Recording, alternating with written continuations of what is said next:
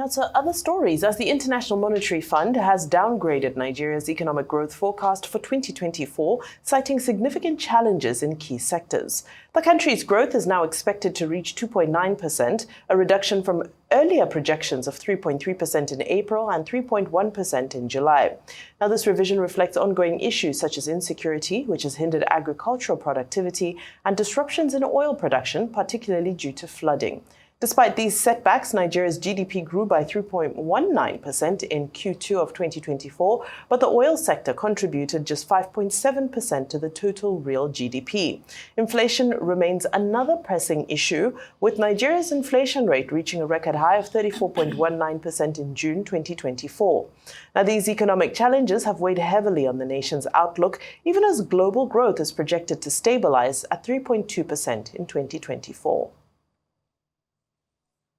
Now, to discuss further the latest development about the Nigerian economy, specifically the downgrading of the nation's economic growth forecast by the International Monetary Fund, Head of Banking and Finance Department at Nasarawa State University, Professor Uche Uwaleke joins us now. Professor, good afternoon. Many thanks for joining us here on Newsday. Yeah, thanks so much. It's my pleasure. Of course. Now, beyond the IMF's assessment, which specific structural weaknesses in Nigeria's economy need immediate attention?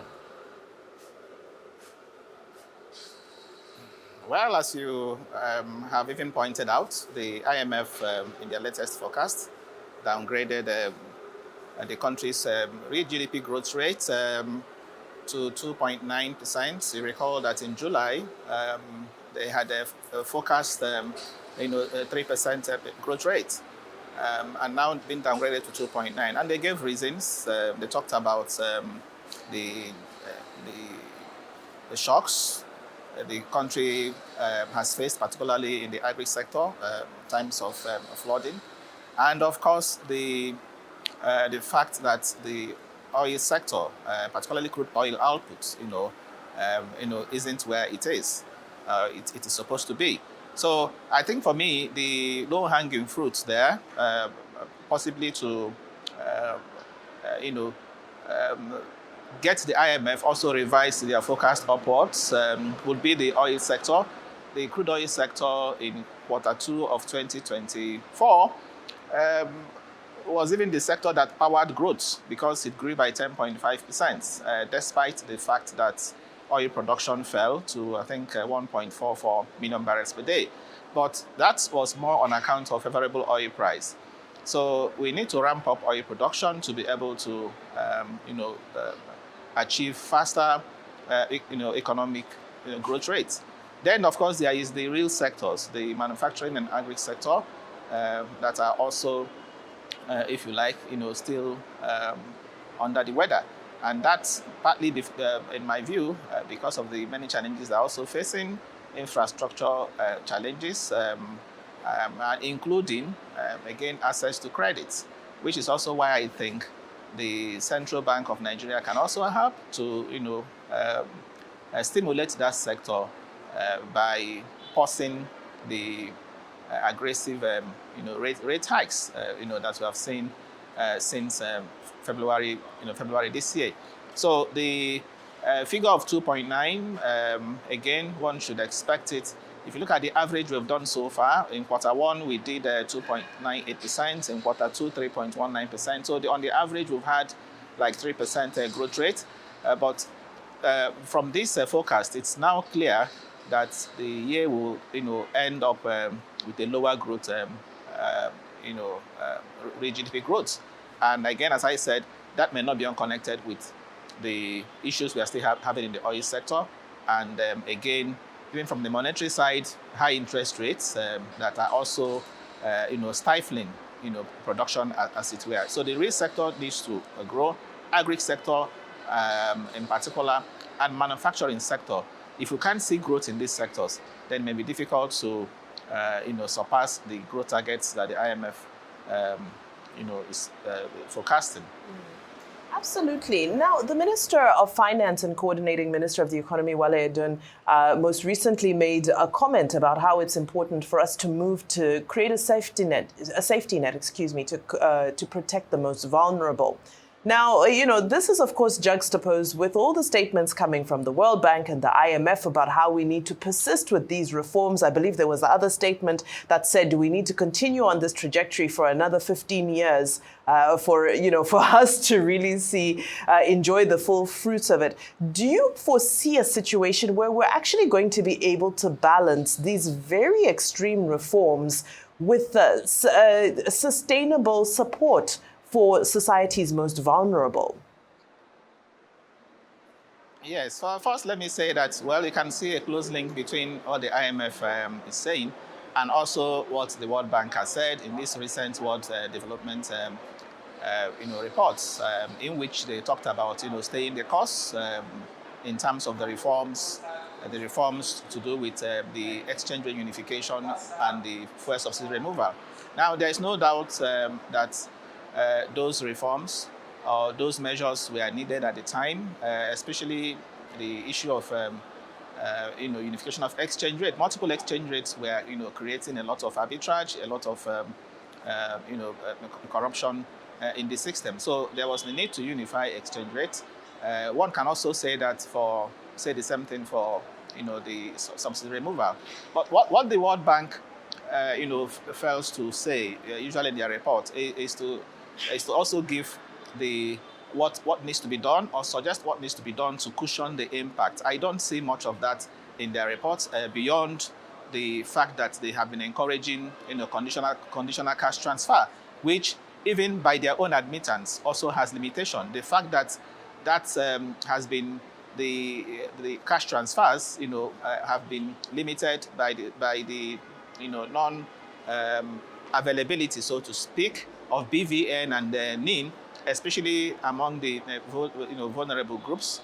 Okay, so that fact in itself, speaks to the need to take a second look or to rethink that strategy. So I don't think the conditional cash transfer scheme as a means of cushioning the impact is effective, even going by the numbers.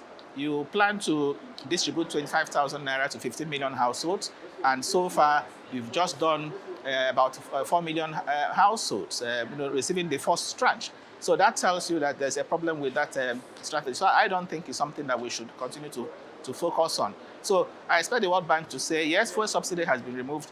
We are saving 13 trillion naira, as a result in the last 3 years, according to that report. So what should be done, to cushion the impact? And again, which areas should we even apply subsidy? Because I also think that you can't rule out subsidies completely. Yes, remove subsidies on consumption, but which productive areas should we put this subsidy? So that's also the kind of thing I expected the report to say. Again, on the monetary side, the report talks about further tightening monetary policy and ensuring that real interest rate is positive. And look at where inflation rate is today, at 2.7%. Interest rate policy rate is 27.25. So for the thing to be positive, it means it has to keep chasing inflation rates, okay, to make sure it stays above inflation rate. But of course, for our economy, that will be suicidal. Having interest rates, go above the current elevated, inflation rate. And it didn't just stop there. It also says central bank should ensure that policy rates, remains a floor as far as short-term interest rates, are concerned. And I'm imagining, the kind of impact it will have, on government borrowing, when government is issuing treasury bills and then doing that at rates above 30%. Again, no meaningful production will take place in this economy because everybody will be, investing in treasury bills. So I think very seriously that in making some of these recommendations, the World Bank and IMF should recognize that we'll have peculiar situations, and it is not, one size fits all. Okay, there should be recommendations that are tailored strictly, to suit our own environment, our own circumstances. Take another example. In one breath, they're saying further tightening monetary policy. In another breath, when they were making recommendations in relation to, ease of doing business, and then supporting household businesses, they said that the government should ensure that household businesses have access to credit. Okay, doesn't that sound contradictory? Okay, how can they have access to credit in an environment where interest rate is very high? So even if you decide to do concessional, for example, maybe through your development finance institutions, you want to now lend a single digit. Meanwhile, you have another market where rates are as high as 30-something%. How is that going to work?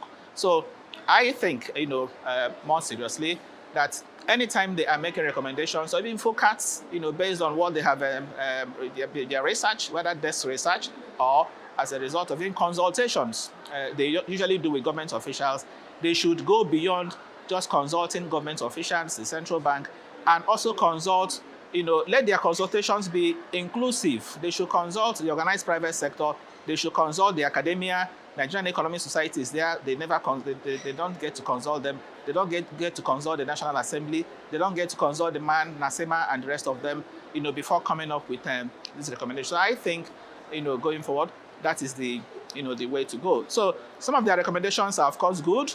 They have talked about cutting cost of governance. That is good. They've talked about infrastructure, access to electricity, and so on. That is good. But there are also some recommendations that are made there that we don't have to accept or take hook, line, and sinker. So on the forecast, yes, to a large extent, there is justification for the forecast. They also talk about inflation.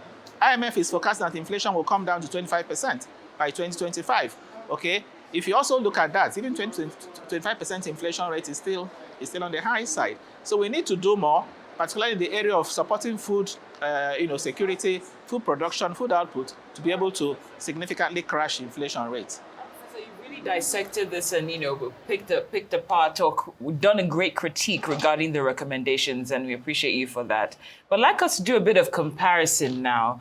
How does Nigeria's current economic performance compare with similar economies that are also facing currency devaluation at the moment?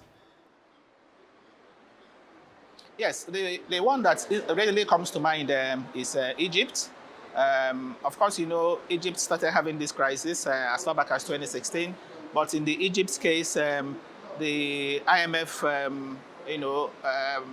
came to their aid, as it were, because IMF extended, the Egypt entered into a program with the IMF, I think $12 billion program. At the point in 2016, they got $3 billion, dollars, first tranche, which of course helped them to build reserve and more like stabilize exchange rates. So, but that is not the situation with Nigeria. But even as we speak, okay, Egypt is still having challenges with their forex. Okay, so it is not the same with Nigeria. Nigeria has a more, if you like, precarious situation in the sense that we are not under any program with the IMF. Yes, if you look at the external debt, we are owing about $2 billion to the IMF. But currently, we are not seeking any loan, from the IMF. So ours is very peculiar. And that's why I think that for us as a country, it is only the sustainable way of building reserves, sustainable way of having inflows that we should focus on, as opposed to the current emphasis on foreign portfolio, investments.